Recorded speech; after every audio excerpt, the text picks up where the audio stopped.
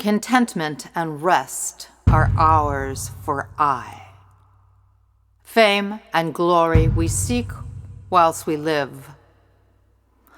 For as death is a surety, a heavenly abode is but a tale perhaps conceived by lesser men, so as to allow us some measure of hope and relief from the reality of the sheer cruelty of living, that our existence might not have been in vain. So, if thou offered me the choice of an earthly kingdom or a heavenly one, thou shouldst knoweth well my response.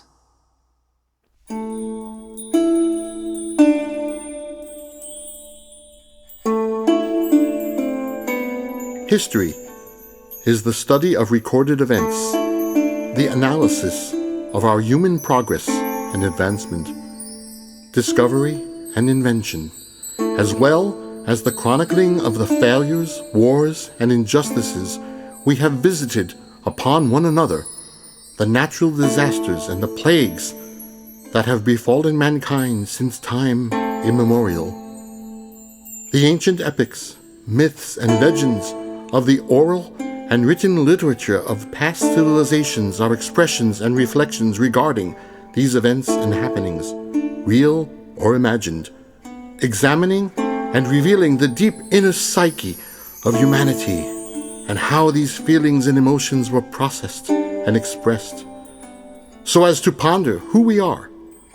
why we are here, and how we might react to any given situation based on the examples set by the heroes and champions of these stories. Every tale, composed by the bards of old or written by the authors of classical antiquity, is indeed a study of the human persona, the desires, the dreams, and the aspirations we all share stored in the realm of our collective archetypal memory, as well as commentary about the bitter reality of life itself, which not always fulfills our dreams or grants our every desire. It is in these great epics that we see ourselves, in depth and sometimes in disturbingly frightening detail. Our collective experiences of trauma and struggle, seemingly played out upon a great field of battle against insurmountable odds. Thus, in a modern video format, an epic tale of the ancient world is brought to life, recited in the style of ancient storytellers, recounted once again for the world to see, hear, and experience, as it was understood in the days of yore.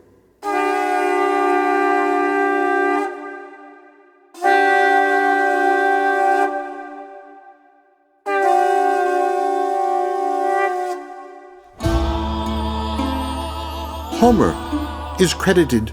with authoring the Iliad, which, along with the Odyssey, is considered to be the very foundation of Western literature. Of such magnitude was the legacy of the Trojan War in the culture of Greece, Rome, and indeed the entire Mediterranean, that it became a story that took on a life of its own, with countless resurrections and rebirths, demonstrating the popularity and appeal of the epic. Basing his work on an earlier, now largely lost telling, the Song of Aethiopis, by an author named Arctinus, one Quintus of Smyrna composed in the 4th century of the Common Era, a full millennium later, an important story from the Iliad cycle which became known as the Posthomerica, or simply the Fall of Troy. It is an important inclusion to the legend, for it describes events heretofore not mentioned in the written text of Homer's Iliad proper, though they be events we are all more than familiar with. The fall of Troy through the trickery of the wooden horse,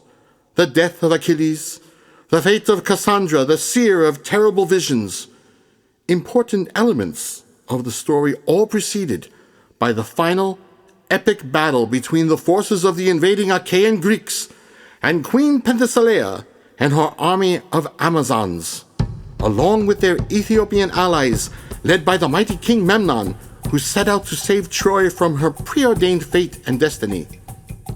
Here, we present to you but one more version of the sequel for your curiosity. In ancient Greek, if you will, an epilion, a detailed recounting of the final conflict, the experience of ancient warfare, exploring the minds, hearts, and souls of these stalwart warriors, men, women, Trojan, Greek, and Nubian, for whom immortality was more important than the pain of death.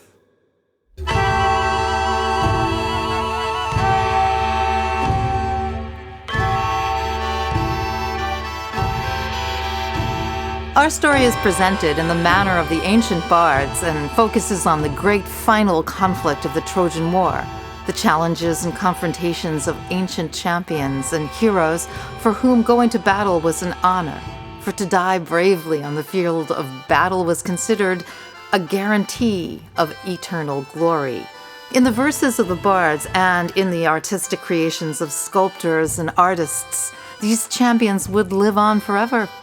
attaining immortality in the hearts and minds of millions long after their time.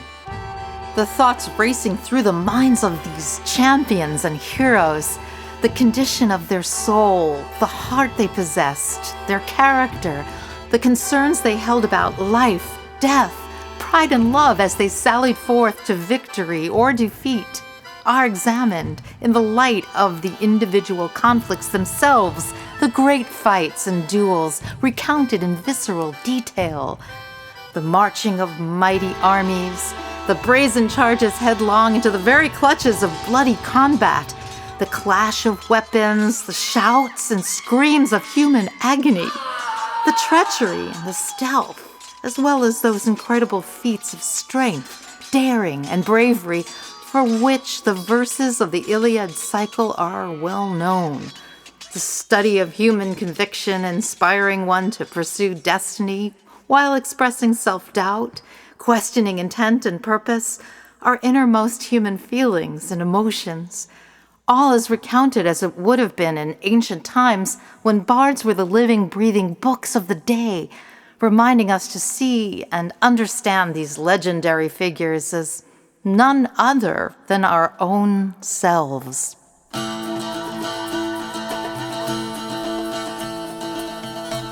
Beautifully photographed images of actors, actresses, and models posing in gorgeous costume and armor accompany the recitation, which is further enhanced by composed music performed on traditional instruments so as to present an ancient ambience for our audience. In addition to the choreographed photos created for this project, magnificent examples of great works of art from the classical, Renaissance, and Romantic eras are included, with descriptions of the pieces, the names of the artists who created the works, and the various museums, libraries, and galleries where these masterpieces currently reside, so that one might pursue further research. Thus, the goals of our project are twofold: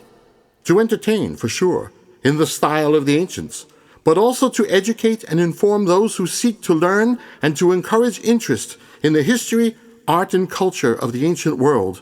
so we might guarantee for future generations that the oral and written literature, as well as the art of our distant past,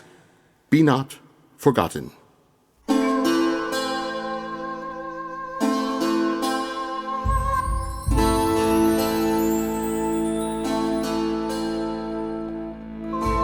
In our time, this high-tech digital age, with limitless access to so much information available at the mere click of a link, the push of a button or key, a download of an app, we should prefer to not lose that desire to learn from whence we come, or the experiences we, as humans, have endured and shared over the centuries.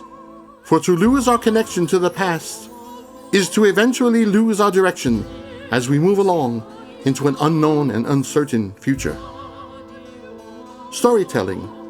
and the recounting of events both real and imagined, is an ancient art form that predates even the founding of civilization.